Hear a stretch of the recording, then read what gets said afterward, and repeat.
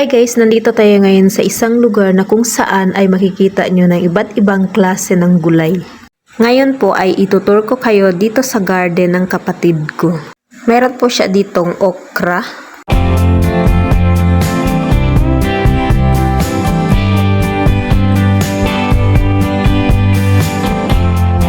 talong,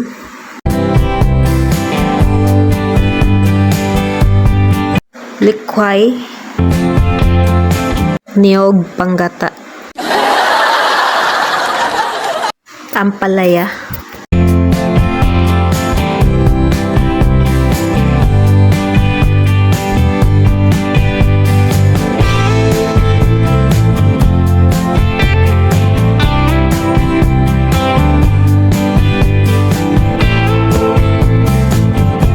string beans, squash, alugbati, talbos ng kamote. Meron din mga ingredients na pwede nyong gamitin. Oregano, bambawing, ewan ko kung ano to sa inyo.